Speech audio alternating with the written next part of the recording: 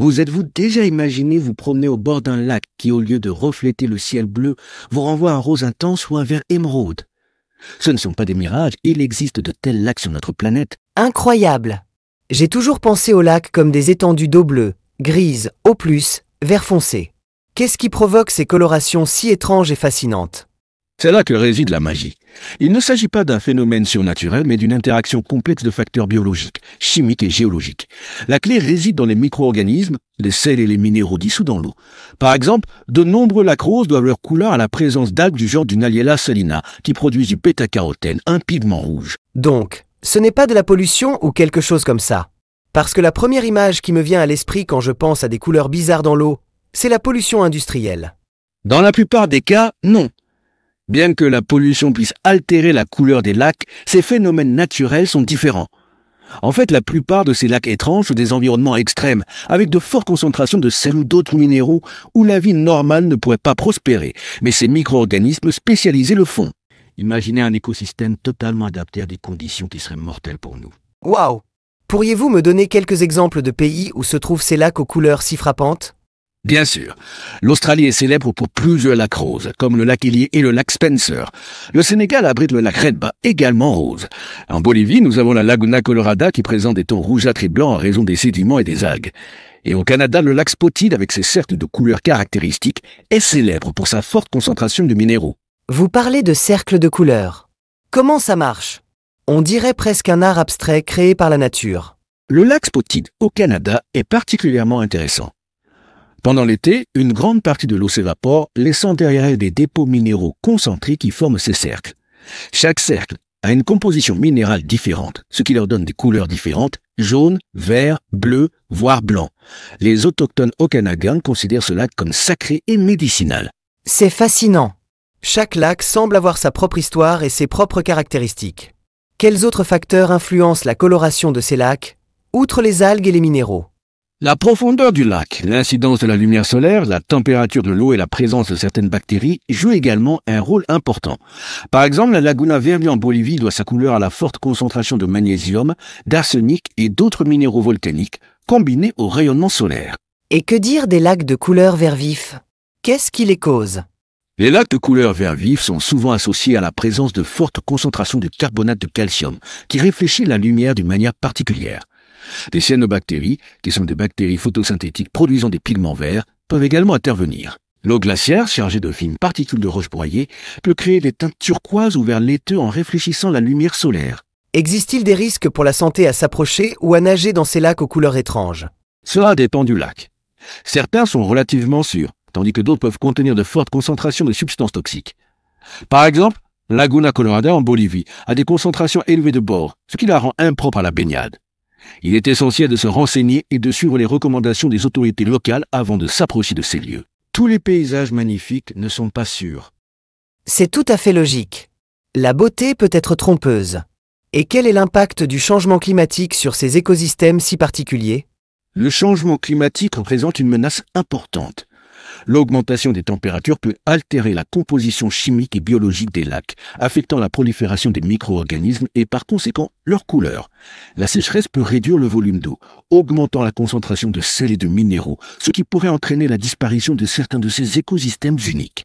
De plus, les changements dans les régimes de pluie et de fonte des neiges peuvent altérer le flux de nutriments vers les lacs, modifiant leur coloration et leur équilibre écologique. Alors, pourrions-nous perdre ces paysages incroyables à cause de la crise climatique? C'est une possibilité réelle et si nous ne prenons pas de mesures pour atténuer le changement climatique. La conservation de ces lacs nécessite une approche intégrale qui considère la protection de leurs bassins hydrographiques, la gestion durable de l'eau et la réduction des émissions de gaz à effet de serre. Que fait-on actuellement pour protéger ces lacs uniques? Dans certains cas, des aires protégées ont été établies autour des lacs pour limiter l'activité humaine et préserver leur environnement naturel. Des recherches scientifiques sont menées pour mieux comprendre l'écologie de ces écosystèmes et surveiller les changements dans leur coloration et leur composition. Il est également essentiel de promouvoir le tourisme responsable, qui minimise l'impact environnemental et profite aux communautés locales. Le tourisme responsable semble être la clé. Il est important que les gens puissent apprécier ces lieux, mais sans les endommager. Exactement. Le tourisme bien géré peut générer des revenus pour la conservation et sensibiliser à l'importance de la protection des écosystèmes uniques. Mais il est crucial que des pratiques durables soient mises en œuvre pour éviter la surexploitation des ressources naturelles et minimiser la pollution. Pour revenir au sujet des couleurs, existe-t-il des lacs avec d'autres couleurs inhabituelles en plus du rose et du vert? Bien sûr, il existe des lacs jaunes, rouges, oranges et même bruns.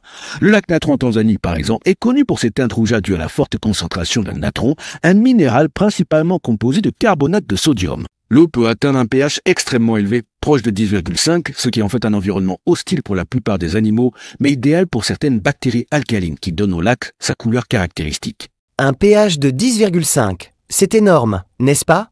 Presque comme de l'eau de Javel. Oui, c'est un environnement très alcalin.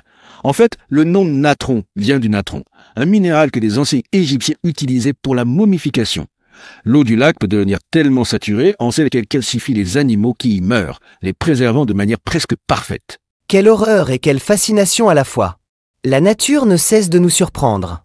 Et que dire des lacs aux couleurs changeantes? Ça existe? Oui, il existe des lacs qui changent de couleur selon la période de l'année ou les conditions climatiques. Par exemple, certains lacs glaciaires peuvent présenter des teintes turquoises intenses en été lorsque la fonte des neiges libère des particules de roche broyées dans l'eau et devenir plus gris en hiver, lorsque l'activité glaciaire diminue. L'interaction entre la lumière du soleil, les sédiments et les micro-organismes peut générer une palette de couleurs en constante évolution. C'est comme si les lacs avaient leur propre état d'esprit, reflétant les changements de l'environnement. Exactement. Ce sont des systèmes dynamiques et sensibles qui répondent aux variations du climat, de la géologie et de la biologie. L'étude de ces lacs nous permet de mieux comprendre les processus naturels qui façonnent notre planète et d'anticiper les impacts du changement climatique. Quel est, selon vous, le lac de couleur le plus impressionnant du monde? C'est une question difficile car chacun a son propre charme.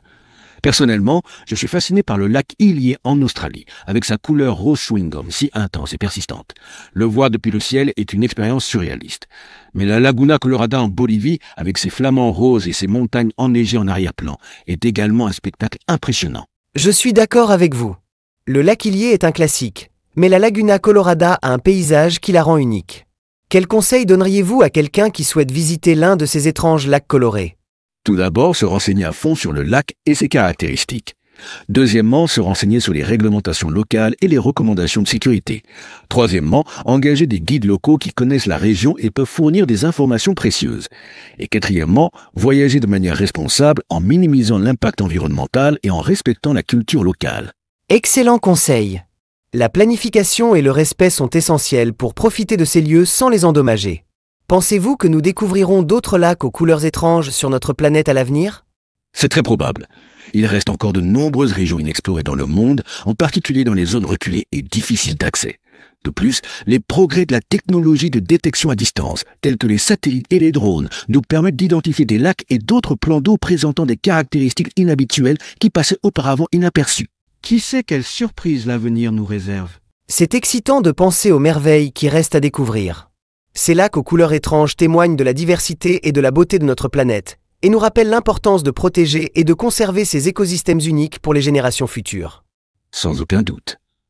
Ce sont de véritables trésors naturels qui méritent d'être admirés et protégés.